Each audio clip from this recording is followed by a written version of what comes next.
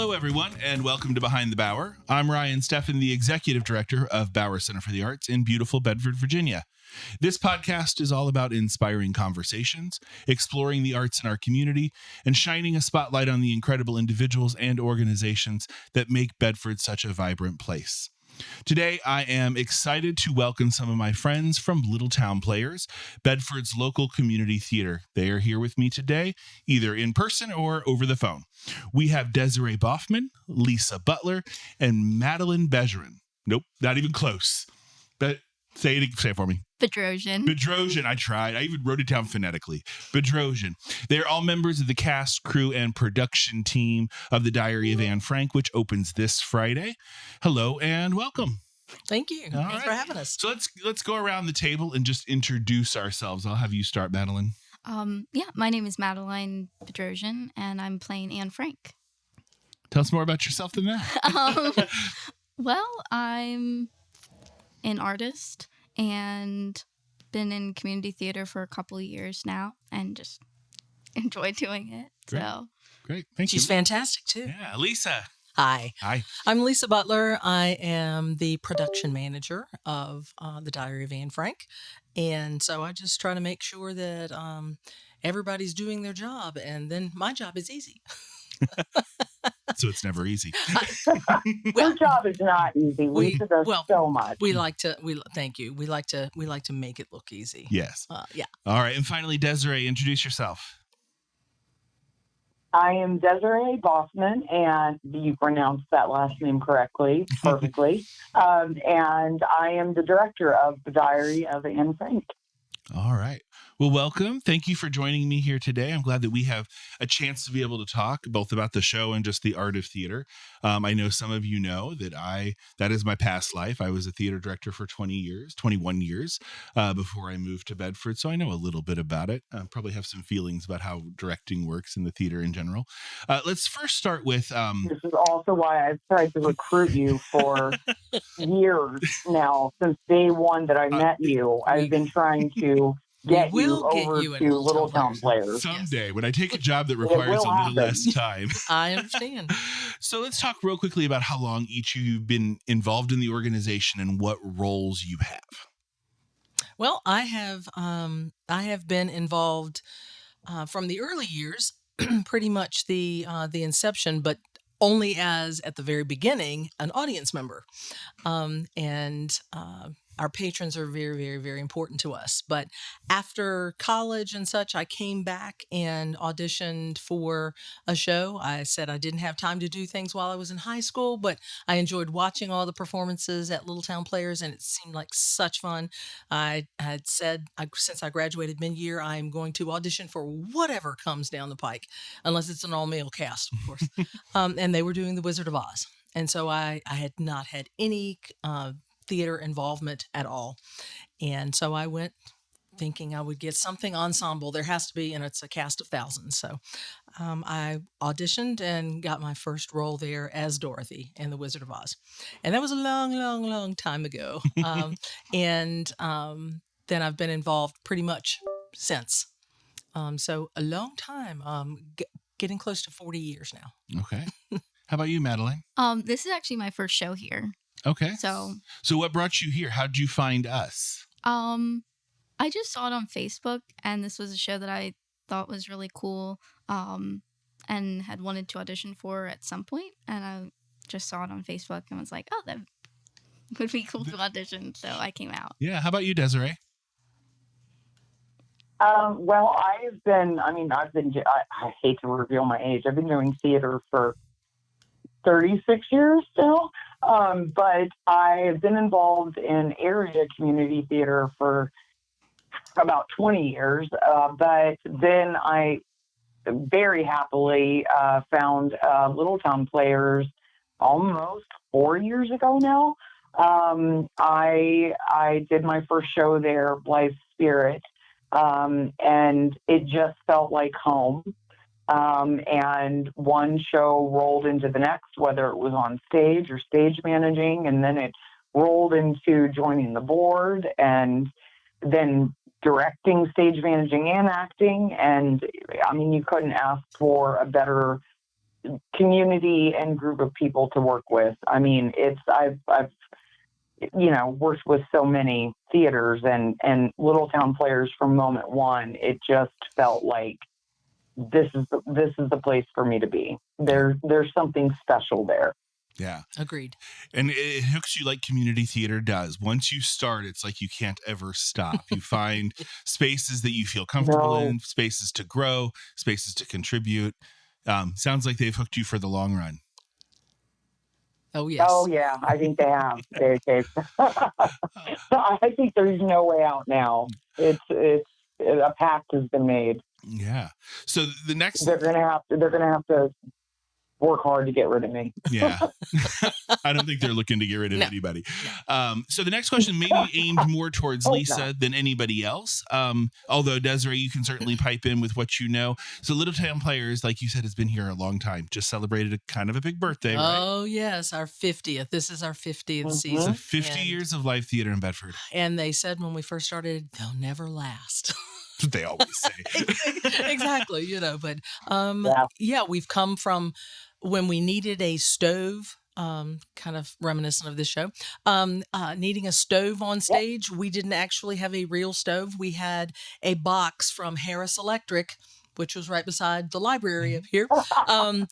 We had a stove box, and we had some of our very, very talented artists paint the likeness of a stove on the box. And so we've come from having those types of things on stage to having real stoves and sometimes actual running water from faucets. We're having delivered today. Exactly. Yeah. Today we have a cast iron stove delivered and installed for Diary of Anne Frank. So we're just upping it all the time. Yeah. So we've come a long way, and our patrons are fabulous to have supported us for this long. There are lots of theaters that have come and gone, especially during the COVID shutdowns, that could not withstand not having people in and supporting. But we had people still donating and such, even during the time that we had to be dark. Yeah. So it's fabulous. It's a fabulous community to be in, and Little Town Players has really thrived because of the community input. It is a true community theater. Yeah. I will tell you, that was probably one of the first things I did on my first date in Bedford. My husband brought me here to kind of sell me the community and say, here's where we want to go. And we went to one of the shows when we came to visit. It was the first time I had been here. We went with his family. Nice. And I thought, this is, it's magical that a town, when you look at Bedford, you think it's a really small town, but it's so nice to see a theater, and the house was full. The energy was great. I wish I had more spare time. Someday I'm going to find some spare time. You will. I will eventually. But it is kind of magic when you walk through those doors and the energy that you can feel in that room. Right. You've mentioned you've been around for 50 years. So the next question is, where do you see yourself in 50 years? Oh, wow. LTP. I hope it is still thriving and bringing more and more generations. 50 years, I won't see that 50. I won't see that 50 years, but possible. But I do hope that it continues and grows as much into the next generations that are out there, and expands even more. Yeah. So I love to get to talk theater. And so we may get a little nerdy here. I apologize to all the listeners who may get lost in our nerdiness a little bit. I love that. Get nerdy. So the first thing I just want to talk about in general is, there's lots and lots that goes into planning a season. Why this show? Why now? And why do you think it's important to bring to our community? Well, this is really cool because I was in charge of play reading committee for last year when we were picking this year's season, knowing that it was going to be a special season. So we had done this in the past, and the board decided to put out a survey to see the shows that we had done at least 15 years earlier, from all the way to the beginning, shows that they would like to see again. And the Diary of Anne Frank was the number one vote getter of all musicals, dramas, comedies, which was surprising. Not because it's not a good show, but generally people, when they're talking about theater and at Little Town Players, they want to see comedies and musicals. Right. But The Diary of Anne Frank was the number one vote getter. So we're like, we have to do this show. And in looking at it and deciding to lock it in was in this, our cultural environment as it is now, there couldn't be a more perfect show to bring this up than say, Very look timely. at this real history in present Mhm. day time. You know, it's not exactly the same thing. Some names and things have changed, but it is the same type of thing. Yeah. And some eyes, if no way else to open eyes than see things in live theater right in front of you. Right. We thought perfect. Yeah. And this show is based off of, And I think- obviously, the Diaries of Anne Frank. Mhm. Desiree, I'm going to aim this to you. So it is difficult as a director to take a text, which is one artist's words on a piece of paper, and then bring those words to life. Right. And you have to both vision it for a contemporary audience, but also honor the text that is sitting before you. So, I'll ask you first, how do you find that balance, and what interpretations do you feel like as a director you're bringing to this text, which is over 50 years old? Well, like Lisa spoke to,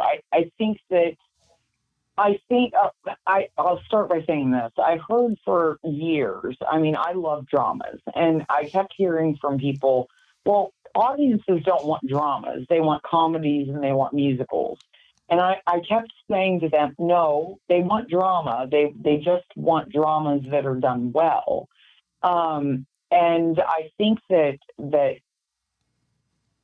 this was the number one choice, and it's something we've seen, I think, change after COVID for some reason. Audiences are responding to dramas more. That being said, I think as far as like any unique interpretations I wanted to bring to this, I tend to come from, I've done a lot of comedy and I love comedy. The last show that I directed was a comedy. I think it's important to, life is funny, right? And we have to laugh sometimes, or we'll cry a lot. And so I wanted to make sure that we saw a very, very defined balance between those two. That we still had funny moments. It wasn't always somber moments. That we had moments to laugh at. Because that makes them real people, and I think a lot of, I did the usual thing. I've watched some plays. I hear a train. Yep, it's going by. Jump on. Yep. That's perfect. Our listeners actually know the train. Oh, yeah. Right? And we have so many trains. It's so perfect for so many reasons, and we have so many train sound cues in this show. But I do think that, it was really important to me, and I told the cast from the beginning, I was like, we have to find moments of levity, because that is what makes ultimately the end of this even more tragic. I did the usual thing where, I spent a lot of time, watching different versions of the play that other places had done. And it always seemed rooted in this very somber tone. And I thought, it can't be like that from beginning to end. We've got to find the moments of joy and the humorous moments, and we've got to play those up. Right. And that was something really important that I wanted to bring to this. And I think that this cast has done a great job with that. They really have. Yeah. A lot of people think that dramas are heavy all the time, But in reality, it is a balance of all of the emotions. And ultimately, the overarching arc Right. at the end is that it's going to be sad or that it's going to be serious. Right. Comedy just means that everything works out well in the end. And so this is Right. not a comedy. It did not work out well in the end. But these are real Right. people who lived very multifaceted lives. And Yeah. even in the face of tragedy, there are still some moments of joy, some moments of introspection, some real moments of human connection, which makes it all the more tragic by the end if you've built them as three-dimensional characters and not playing to the end where you know it's going to be tragic in the end. Right.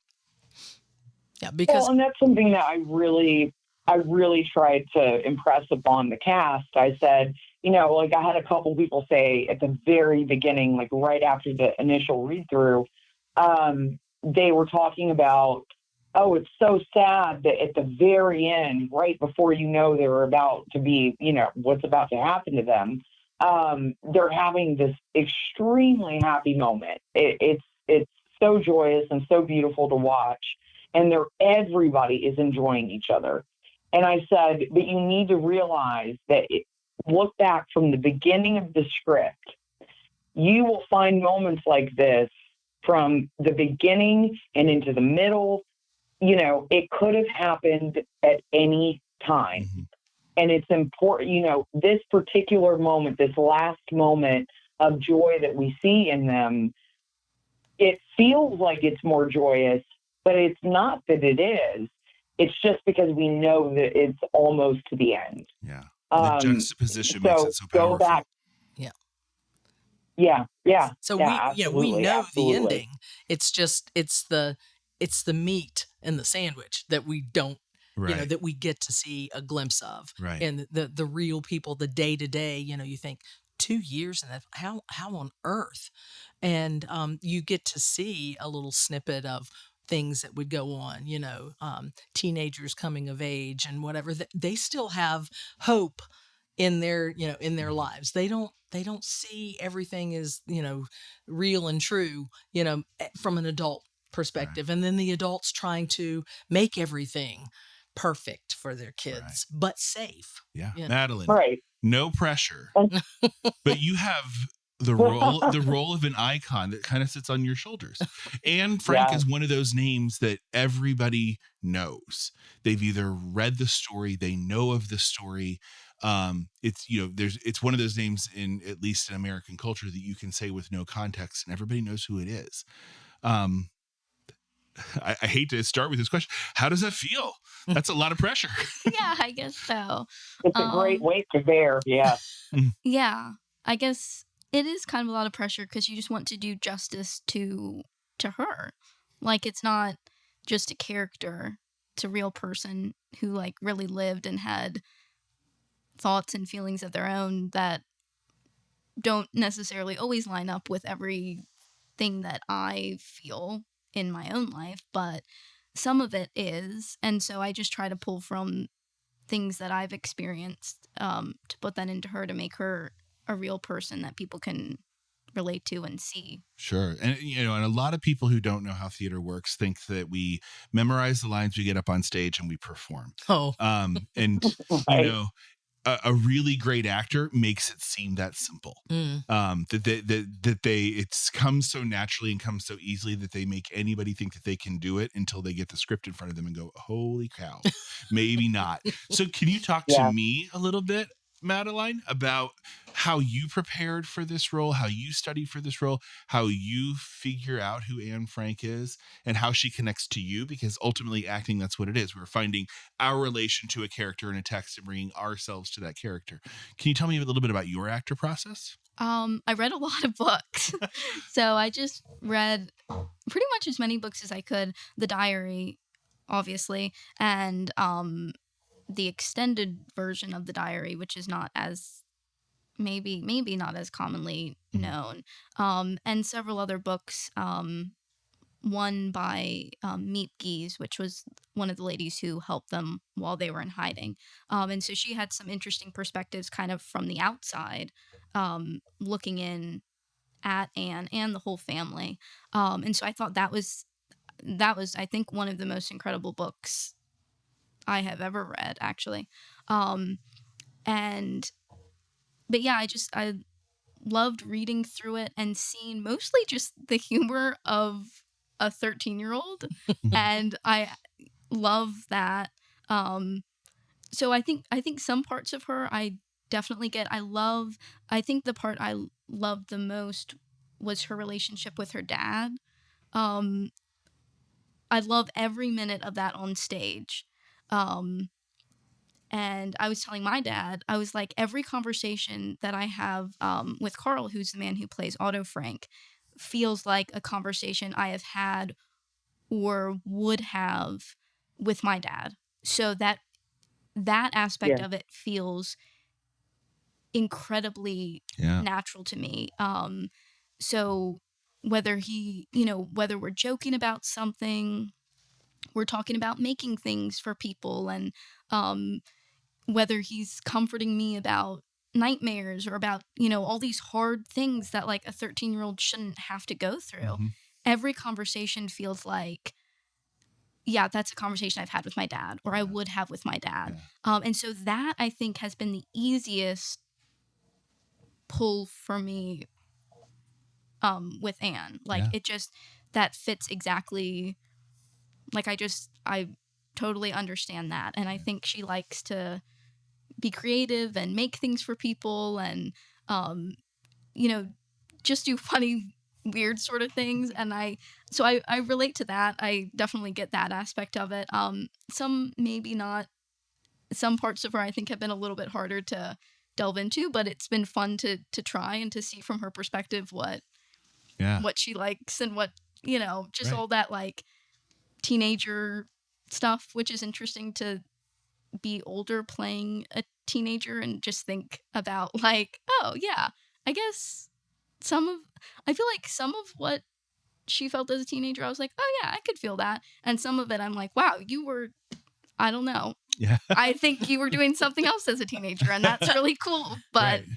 So an interesting thing, as a director, I always find I read my texts over and over and over before auditions. And while I never cast it in my head what that was supposed to be, what I got was a solid impression of who that character is. And then I waited for that person who matched it to walk through the door and show me what that character is. The molding, the staging and molding a line delivery here or there is one part of it, but finding the essence of a person. I can see right now why Desiree picked you. Because to me, that's what I was about to say. Madeline, she walked in and I could already see the levels. Like I could see her levels. I could see the optimistic, joyous girl, that feels this is at first an adventure.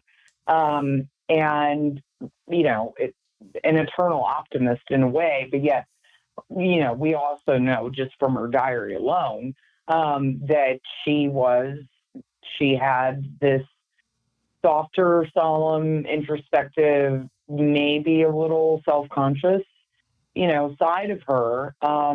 And Madeline walked in and she had that all. I mean, moment one, she was she had me. She had me. I think we might be embarrassing her right now. Madeline, how do Madeline you feel? Madeline is so easily embarrassed, but it's perfect.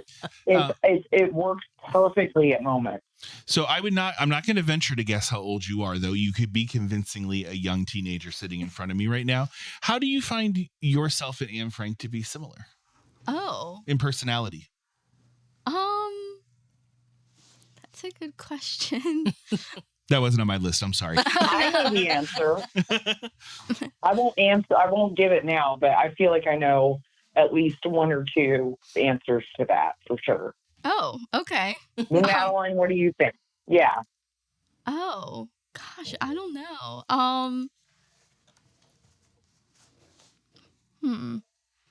We'll let you think on it. We can come back. We clearly stumped you with a question I didn't prepare you for. Okay. I'll tell you one. Anne was so thoughtful, right? like, she's still, I mean, if there's a scene, the scene I'm talking about. I don't want to, give away too many spoilers, but there's a scene where Anne is so thoughtful to everyone that she is living with. And that is, you get that impression from Madeline instantly. Mm-hmm. This caring, considerate, thinking about everybody around her. That is absolutely in alignment with Anne. But that's not something that Madeline would say. No, she wouldn't say that about herself. Exactly. But it's so apparent. I mean, Indeed. and it's you see it every day in her. Mm-hmm. Every day. Yeah. All right, I'm gonna shift gears because I'm watching our time, and I have other questions on here I really want to get to. So I'm going to shift gears maybe a little abruptly. So one of the things that I love to think about is live theater is very different than film and television, because that is the way that most people consume acting and most people consume theater these days. But it is different in the fact that people come together as a community to watch in live time a moment develop over lifetime and to feel it together. If that makes sense. Mm-hmm. Why do we think that's important?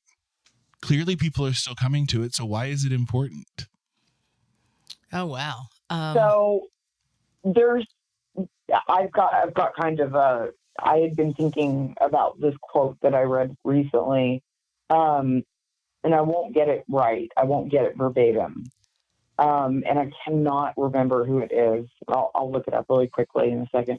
But it was something like, theater is one of the few places left where a dialogue can occur, and everything right now is so politically charged or partisan, and there's not a lot of room for healthy dialogue. And that dialogue that does occur is heated and passionate and not always respectfully done. That dialogue can almost be impossible. And theater, I think, allows us that more than film and television does. It's right there in front of us. Real people doing real things. Confronting in a way. In a captive moment. It is real people sitting. Yes, it is real people. I mean, if you think about what, the word theater is rooted in a Greek word and means the scene place, right? So it's where people come to see real life and truth, and experiencing that face to face is a very different experience and feels more intimate and confronting than watching something on a screen. And I think especially with community theater. Yes. Because people know. That's why I think theater will always prevail. Yeah, yeah. They know them. They see them in a different light. And what I like to tell people when they come together, community theater is not just made up of people of the community, but we bring people from the community into the theater, and we make our own community out of our production. And we become a family. Right. You have a macro community that comes all the time, but you also have the micro community that happens just during that show. Correct. They experience that one moment together at one time. Right. So with that being said, after the show's done and they walk out the door, besides saying that was a great show, because of course you want to hear that, what do you want them to talk about? What do you want that dialogue to be? From this show? From this show. How it touched them, how it awakened something within them that they didn't realize was dead or asleep in them, that they needed to either hear that, see that, experience that with another group of people and see how they reacted to it. Those types of things. And that we'll be back. Yes. Yes. And remember it. And there's something special that happens with, I mean, it does happen when you go see, a certain film and you're sitting with the audience. But with theater, I think, experiencing that with, all of these other people, and you're all walking out of the door, and you've got, whether you're still laughing, if it's a comedy, or crying, because it's a drama that touched you. It's a different type of experience. And that can't be beat. I mean, it just can't be beat. But with this particular show, I think it's really important. I think it's really important that people remember, in the great scheme of things, this was not that long ago. Mm-mm. And so it's very important to me that people walk away from this and remember it wasn't that long ago, and we can't let it get we can't let it get too far away from us. Yeah. And as we talked about earlier about it being timely, it absolutely is. Yes. Madeline, anything you want to add there to are that? situations. Yeah, I hope that people just, I guess, remember that these were real people, like just that, remember their lives, that they, not just that they died, but that they lived too, like Yes. that they Yeah. lived, just Right. that they had things to say and things to do, and I don't know, just to remember them. Yeah. And Yeah. To remember they're real people. These are Yeah. people that could live next door to us. yeah, They could be people that are in our own family, and with a quick turn, it could Exactly. That's happen what to I any was of us about at to any say. time. Right. And never knowing when their It's- last day could be yeah, of freedom. Yeah. Yeah. All right, It's we got always so heavy important to in me in this. anything that I'm. Oh, yeah, we did. Well, yeah, I was about to say, because I was like, whether I'm in something and I'm on stage, whether I'm acting or directing, it's always important to me that people are able to look at a particular character on stage and say, "Oh, that's me," or "Oh, I know that person," or "Oh, that's my wife," or "Oh, that's my husband," or "Oh, that's my daughter," or "Oh, that's my best friend." And yeah, I mean, that's when people can recognize themselves. Yeah. Mm-hmm. Right up there. I mean, they're going to walk away with something. And we hope to achieve that by making them really fully fleshed out characters. Yeah. All right, I'm watching my time, and I got to make sure that we close some things up. So I'm going to let you all plug a few things. First off, community theater is professional. It's community. We volunteer our time. We volunteer to direct, to perform, to design. Why? Why do you volunteer? And why do you think volunteerism is important today? I think just people giving of themselves, because when you give to anything, Mhm. that it's your time, which is incredibly valuable, your resources, your heart. And I've been involved for such a long time because it does feel like home.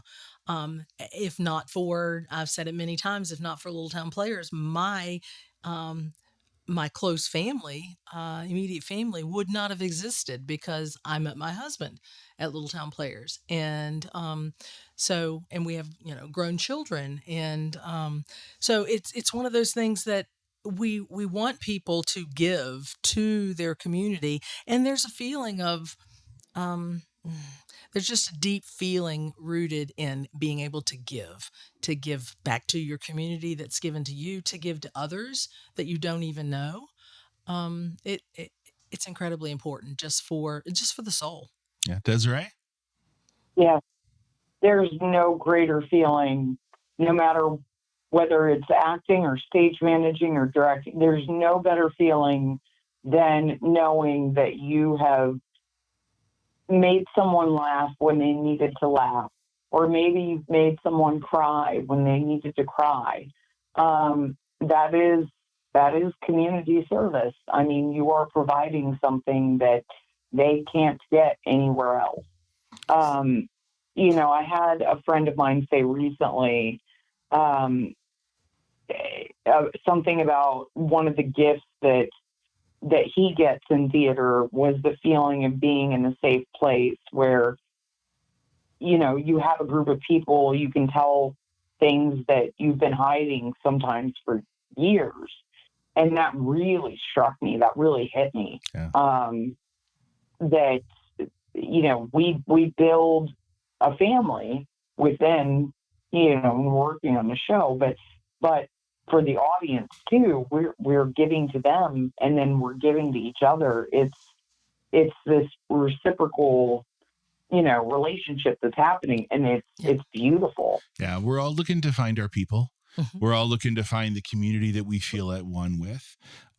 If you're listening today and you feel like Little Town Players might be your community, I'm going to serve it up for you. How can they get involved from a volunteer standpoint with Little Town Players? We are on Facebook, and we have a website, littletownplayers.com. And you can go on there, and there's an information sheet to volunteer with a laundry list of things. People say, I don't want to be on stage. That's just one of the many, many things. There's so many, if not for the people backstage, under the stage at times, doing all sorts of things, costume gathering, this, that, and the other, looking for props. You can volunteer to do that. We need those. Yeah, it definitely takes the whole village for community theater, most definitely. But yeah, and you could call the theater as well. All right. And leave your name and number, and we will get back with you. And definitely, there's a place for you to. Right. Before we close up, I need details on the show. So times, dates, locations, ticket availability. How do we do all that? Somebody. The show opens up this Friday, November 7th, and runs Friday, Saturday, Sunday of this weekend, and Friday, Saturday, Sunday next weekend. Tickets are available online on Facebook or our website. And Fridays and Saturday nights are at 7:30. We start promptly, and our matinees on Sundays start at 2. Perfect. Yeah. All right. I like to close my podcast with the same question because I'm collecting these for myself. And that question is this: why do you think the arts are important? So each one of you can ponder on that for a moment. But why do you think the arts are important? Could be to you, to the community, to the world. I think the arts in general reveal our inner soul to everyone in the world, in our community, in our family, in ways that maybe we can't express them. Maybe it's by a portrait that we paint. Maybe it's by a poem that we write. Maybe it's something that we get on stage and sing. Maybe it's anything. The arts are important to show the world who we are, and to reveal to ourselves at times who we actually are, and in a deeper way than we might not ever have thought of. Thank you. Desiree? I would say, well, I could give you a really lengthy answer on this, but we'll go with the short one because I'm looking at my time. But I would say, number one, as I touched on a bit earlier, it is an escape. We go through everyday life, and we go through the monotony of it, and it's an escape, and people need escape, right? And some people go on cruises, or some people, go to, I don't know, casinos, or, whatever it may be. But, people need escape from everyday life, and art offers us that opportunity. And it's, there's this great quote, I do know this one by heart, that art is the only way to run away without leaving home. And I thought, if I could get tattoos easily removed, that's one that I would have on me. Yeah. But yeah, I mean, it's sort of cleansing. I think art cleanses us. Thank you. It cleanses us. Yeah. Madeline, we're going to let you close up the last answer on this. Madeline, I'm sorry. I said it wrong. Incorrect. I said it incorrectly. That's okay. I think art has been important for me my whole life. I haven't done theater for super, super long, but involved with more visual arts as a artist, a painter, and drawer as well. And I think in both aspects, it just brings people together. Like, it's an easy way to connect with people, because there are so many people with so many differences, but the number of people that I've been able to have a conversation with just because I'm like, oh, I'm an artist, or I do theater, or something. And so both of those aspects involved in art in general, just like it just is an easy way to connect with people, and we need that a lot. So it makes it easy to have conversations with people and to make friends with people, which has been one of the most wonderful parts about being in community theater, is the people that you meet, and just like the friends that you make. So I think that's why it's important to me. That's the It's also perfect way to fun. close that. It is fun. Oh, yeah. Thank you. I do want to thank everybody That's for joining such an us. Ann thing to say. Oh, yeah. I do want to thank you, Desiree, Lisa, and Madeline, for joining me here today. They're my guests from Little Town Players and their production of The Diary of Anne Frank that opens this weekend and runs this weekend and next weekend. Get your tickets on Facebook or through their website. And don't forget, at the Bauer Center, we always have something happening where we strive to bring the arts to all of our community. New Standard Bluegrass is going to join us on November 15th. Tickets are still available for this concert, but it's usually a sellout, so you probably want to get them now. Our annual Mistletoe Makers Market will be on Small Business Saturday, November 29th. Tickets for that are just $2 or a donation of art supplies for our free little art gallery and outreach programs. There will be over 30 artisans showing off their wares, plus a caricature artist and Santa and Mrs. Claus. We have our final Cab Kids, Creative at Bauer Kids, Free Family Art Day, immediately following the Christmas Parade on December 6th. We'll be making some Christmas ornaments and having a build your own hot chocolate bar. And then that evening, after the Centertown tree lighting at 6 o'clock, we will have Kinfolk back for their Celtic Christmas concert. And that's just a small glimpse of what the Bauer Center for the Arts can offer for you. For details on all of our classes, events, programs, and exhibitions, visit bowercenter.org, follow us on social media, or you can just stop in to say hello. Thank you for listening, and we will see you all soon.